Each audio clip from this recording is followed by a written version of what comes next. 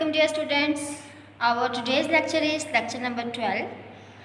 Dear students, till now we have revised our 4 units, that are unit number 1, 2, 5 and 7.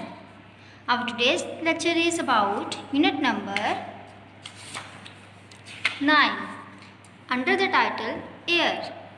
Okay, let's start. And I think you know very well which activity will we perform before starting our lesson. Yes, to pronounce difficult words. So let's pronounce difficult words. Number 1 is composition. Composition. Number 2, particles. Particles. Number 3, atmosphere. Atmosphere. Number 4, surrounds. Surrounds. Number 5, shield. Shield. Number 6, prevents.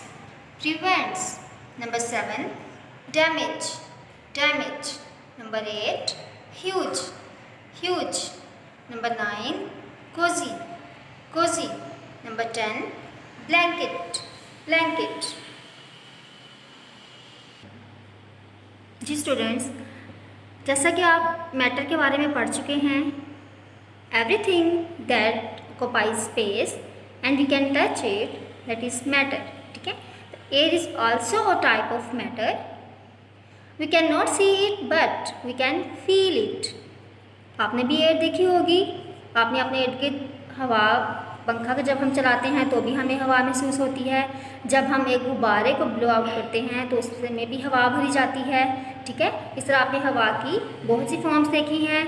जब हम wheels में हवा भरते हैं तो wheels जो हैं वो किसी भी कन्वेंस को, किसी भी गाड़ी को चला सकते हैं। इसी तरह हवा की बहुत से यूजेस हैं।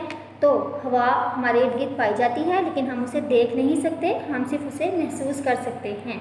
ठीक है, तो इस लेसन में हम पढ़ेंगे कि हवा जो है उसकी कंपोजिशन क्या है, हवा किस चीज़ से मिलकर बनती है। So let's start. Air is made up of gases, some water vapours and dust. Air जो है वो कुछ गैसों से मिलकर, कुछ पानी के कतरों से और कुछ मिट्टी से मिलकर, मिट्टी के ज़रात से मिलकर बनती है। ठीक है, some of the gases are nitrogen, oxygen and carbon dioxide. अब उन गैसेस कौन कौन सी हैं? नाइट्रोजन, ऑक्सीजन और कार्बन डाइऑक्साइड। ठीक है, अब यहाँ पे इसका ये चार्ट देख सकते हैं कि हवा में सबसे ज़्यादा जो गैस पाई जाती है वो कौन सी है? Nitrogen, that is about 78%। ठीक है, ऑक्सीजन कितने परसेंट है? 21%। और ये जो आपको ब्लैक लाइन नज़र आ रही है, ये वो पार्ट है जिसमें कार्बन डाइऑक्साइड के साथ साथ बाकी जो डस्ट पार्टिकल्स और वाटर वेपर्स होते हैं वो भी हवा में शामिल होते हैं, and that are about 1% only. ठीक है, यूँ 100% कंप्लीट होता है और हवा की जो कंपोजिशन है वो मुकम्मल होती है। ठीक है, अब प्योर एयर, जिस तरह आपने देखा होगा कि प्योर पानी की ना कोई शक्ल होती है ना कोई टेस्ट। ठीक है, इसी तरह प्योर हवा की भी कोई शेप, कोई शक्ल नहीं होती, कोई स्मेल नहीं होती और ना ही कोई कलर या टेस्ट होता है। ठीक है, तो with all the pollution around we usually have go to green places to breathe fresh and pure air. और अगर हम चाहते हैं कि हमें साफ़ सुथरी हवा मिले तो हमें कहाँ जाना पड़ता है? बागात में, गार्डन्स में, पार्क्स में। ठीक है, ताकि हम वहाँ पे ग्रीनरी के थ्रू हम साफ़ सुथरी हवा ले सकें। नेक्स्ट टॉपिक है एटमॉस्फेयर। ठीक है, एटमॉस्फेयर, आपने एटमॉस्फेयर के बारे में पहले कभी पढ़ा है? यस और no? Okay, think over it. The air around us is actually a small part of a very thick layer of air that surrounds the earth. ठीक है, यानी कि हमारे इर्द गिर्द जो हवा होती है उसका एक बहुत सा हिस्सा, उसका एक बहुत छोटा सा पार्ट जो है वो एक थिक लेयर से बनता है जो हमारी ज़मीन को घेरे हुए है। This thick layer is called atmosphere, और ये जो थिक लेयर है वो एटमॉस्फेयर कहलाती है। As you can see this diagram, this is our earth. Okay, and there is an envelope of air, a layer of air which surrounds our earth from all sides. This layer is called atmosphere. ठीक है, यानी कि हमारी ज़मीन को जो तमाम अतराफ से घेरता है, हवा की जो लेयर घेरती है उसको हम एटमॉस्फेयर कहते हैं। और ये ज़मीन से 0 से लेकर 10 किलोमीटर तक ये लेयर होती है। ठीक है, एटमॉस्फेयर की इसके अलावा भी बहुत सी लेयर हैं जो आप इसके ऊपर देख सकते हैं, लेकिन जो हमारी ज़मीन के करीब तरीन लेयर है वो एटमॉस्फेयर है जो हमारी ज़मीन को बहुत सी जो है कामों में हेल्पफुल मददगार साबित होती है। ठीक है, अब एटमॉस्फेयर की लेयर जो है वो आसमान में बहुत दूर तक जाती है, यहाँ तक कि हाईएस्ट माउंटेन माउंट एवरेस्ट से भी ऊपर। ठीक है, तो ज़मीन की जो एटमॉस्फेयर की जो लेयर है वो ज़मीन को तमाम साइडों से घेरे हुए है, जो बहुत दूर तक आसमान में जाती है। अब एटमॉस्फेयर का फंक्शन क्या है, ये क्यों होता है, अगर ये ना हो तो क्या हो, वो हम यहाँ पे पढ़ेंगे। एटमॉस्फेयर हैज़ मैनी फंक्शंस, यानी कि इसके बहुत से काम हैं। Number 1 it is a cosy blanket, ये एक आरामदेह गर्म ब्लैंकेट है, यानी कि जिस तरह हम एक ब्लैंकेट पुरसकून रखता है, इस तरह एटमॉस्फेयर भी हमारी अर्थ को एक ब्लैंकेट की तरह जो है वार्म रखता है। कैसे?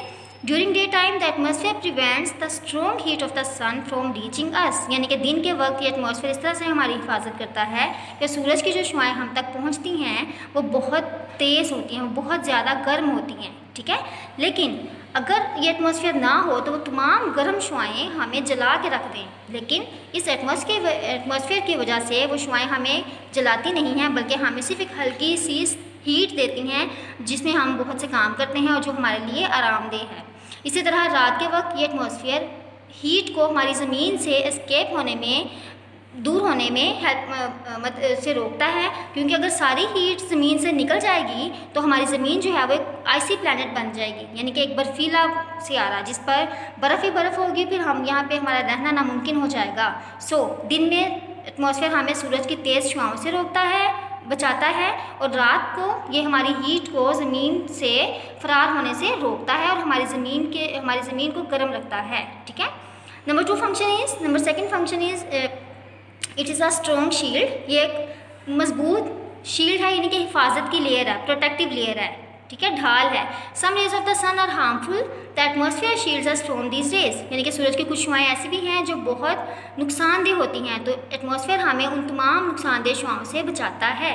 ठीक है, number 3 it prevents damage from huge rocks, ये बड़ी बड़ी चट्टानों को ज़मीन पर गिरकर एक भारी नुकसान से बचाता है, यानी कि there are huge rocks moving around in space. ठीक है, स्पेस में हर वक्त ह्यूज रॉक्स हैं वो मूव करती हैं, वो हर वक्त लम्हा व लम्हा उनकी मूवमेंट हो रही होती है, और the atmosphere Burns them up whenever they drop down on the अर्थ, और कभी कभार ऐसा भी होता है कि इसी मूवमेंट में कुछ रॉक्स ज़मीन पर आकर गिरती हैं, लेकिन एटमॉस्फेयर की जो प्रोटेक्टिव लेयर होती है वो उन रॉक्स को जला देती है। ठीक है, most of these rocks are big and by falling from such a height they could cause huge damage on the earth, यानी कि अगर एटमॉस्फेयर ना होता और वो रॉक्स ज़मीन पर गिर जाती हैं तो उन भारी चट्टानों के गिरने से ज़मीन पर बहुत भारी नुकसान होता, लेकिन वो एटमॉस्फेयर अपनी इस लेयर के थ्रू हमें उन तमाम चट्टानों से, नुकसानदेह चट्टानों से, उन भारी चट्टानों से होने वाले नुकसान से बचा लेता है।